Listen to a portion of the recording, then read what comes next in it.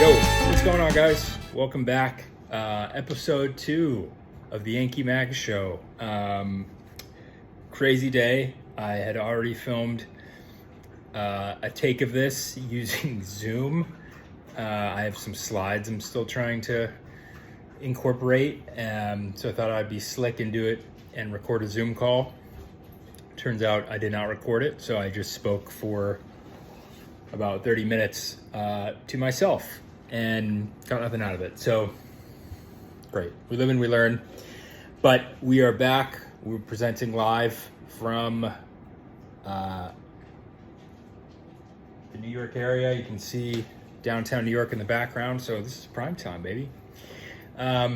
So I wanted to talk about a few things today. Two topics that I think are really exciting given all the news.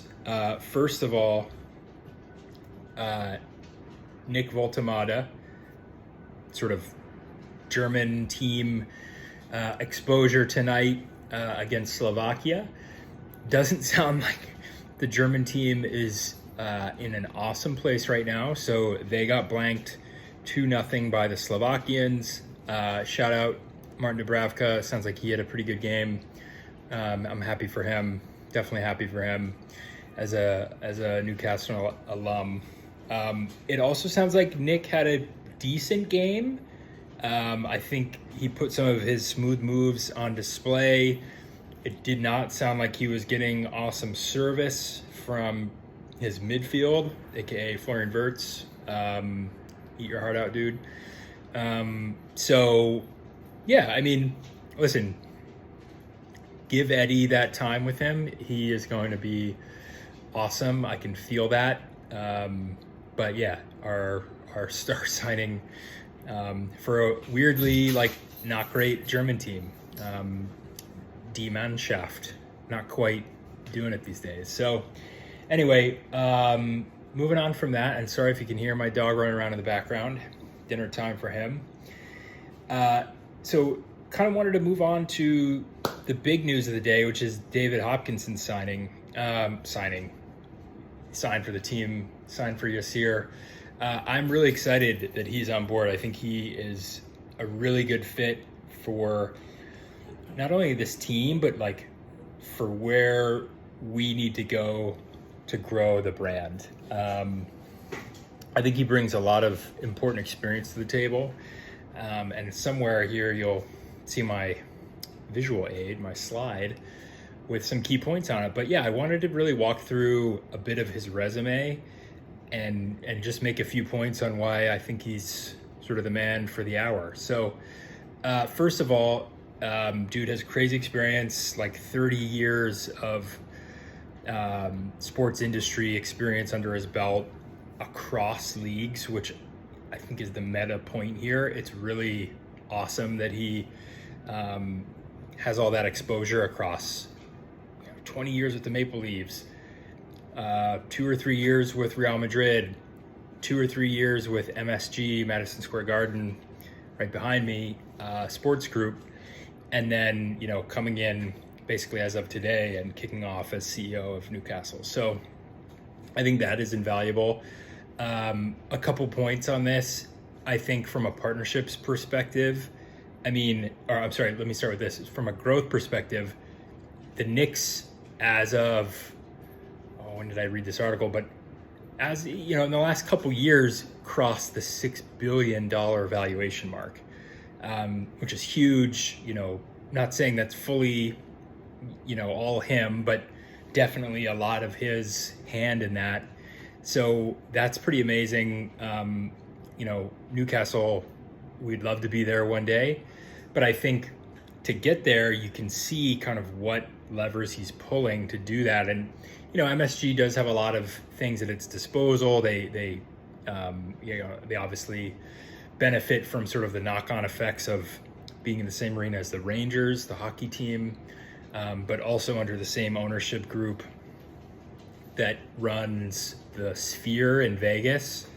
So a lot of good synergies there. Not saying that Newcastle has all of that necessarily, but if he can bring some of that expertise to bear, those relationships, that network, thinking of creative ways to help us grow our valuation is going to be really important, and it's going to take some of that burden off of, fans' wallets. If he can drive those partnerships with, other companies, other entities across the entertainment space, that's really important. So that's the first point. Second point is, on those partnerships components, I was reading a bit about what he did with Real Madrid, signing EA Sports as their sort of like official video game partner. Really good play. Obviously, sort of, I think so many people who love football have gotten into the game, kind of picked their favorite team out of that game. So like, just a kind of a smart synergy play there for the next generation and folks who love, the video game side of it. Not saying that's what he's going to do with Newcastle, but just giving you an example. He also was key to when the Maple Leafs signed over the naming rights to Scotiabank Arena. That was like an $800 million deal at the time. You think about St. James Park and where we're going with the new stadium and everything, like that experience is key. And so I think when it comes to sort of big resume bullets working across sports, I think he's going to be really important here. And, not to knock Darren Eales, respect, definitely has a tough health situation and, really tried his best to be there for the club, just kind of didn't work. Bad timing. I think the David Hopkinson mold of CEO is going to be more and more critical going forward, because you need someone who can reach across sports, who brings a big book of business with them. You don't necessarily need, a 30-year soccer veteran to run the show. So anyway, I'm excited about him. I'm excited to see what he does in his first, few weeks and months at the helm. Obviously, director of finance is big, or football, sporting director is big. So let's see where he goes. Excited for that. Shifting gears, another topic I've been thinking about lately, just with everything that went on this summer, is, how do we avoid an Isak situation happening again? I think a lot of clubs are probably thinking about that right now, but none more so than Newcastle.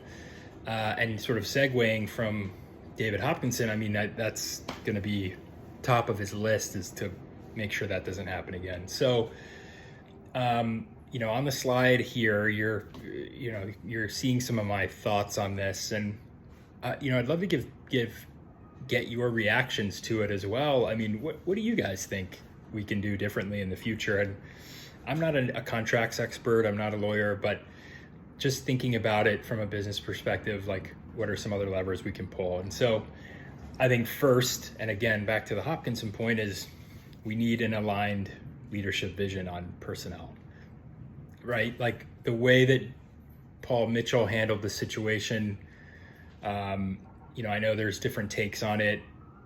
I think while he was maybe properly business-like about it, when, Isak's camp's coming to him with 4 years left on his contract and saying, I want more, I want to change this. Yeah, I get that he said no. However, I think we need to take a little bit more of a human approach to this. And, people talk a lot about what Amanda Stavely brought to the table. I think you need that. And I think you need to be realistic about where players are and how they sort of react to their star rising rapidly. That's sort of my first point, is we really need a unified, balanced approach to personnel. The next point there is, when it comes to contract length, and this is where I'm admittedly getting out of my depth, but I'm just thinking about how you would approach like a high ceiling player going forward. Would it make more sense? I know maybe from a PSR perspective, this doesn't make as much sense, but just from a sort of, pressure, a longevity standpoint, do shorter contracts make maybe more sense in some cases where you have, if you have a pretty good bet that this player is going to blow up one day, does it put a little bit less pressure on them instead of signing a 6-7 year deal to maybe signing a 3 or a 4 year deal that has a little bit more of a like, okay, I'm not going to be here for the prime of my career if I don't want to be. I do have a sort of a natural out point. I'm very curious to see and to hear maybe why that would or wouldn't be a good idea. The next point along with that, so what are some other levers we can put in the contract to protect the club? I think these probably exist in some form or fashion already, but you sort of give more incentive, right, to keep players engaged, obviously loyalty bonuses and all that stuff. But I also think maybe penalties around, missing preseason games, missing regular season games. We know that's something that's already in effect, but really thinking creatively about how do you incentivize and dis-incentivize. I'm talking like bad behavior, like Isak level sort of phoning it in behavior. I think everyone in the league has taken notice of that and it's probably rattled a lot of leadership rooms. So that's the third point. And then lastly, we know this is actually a law in the Spanish leagues that every player has to have a release clause. Not saying that's necessarily what we need, but I think maybe you see release clauses being more creatively applied. And I think that does two things for the player. First of all, it helps naturally time those exits so that they can be more controlled and it's not sort of a midsummer blow up like Isak did. The player might know at a certain refresh point, okay, I have a release clause for next season. It's not a crazy fee, so like I expect that I'll probably be able to go, and it signals that the club is okay with that too. The other upside to that potentially is that release clause, if it's done at the right time for the club, signals to the market that, hey, this player is coming into the market eventually, drives up interests. So you don't have a situation like we're in the summer where you have a one bidder market where it's Liverpool and they basically call all the shots. I really would have loved a bidding war between them and Barcelona and Bayern. I think that's what you want. And so maybe that is part of the value of a release clause, if done right, is it signals to the market, hey, we're ready to do a deal here.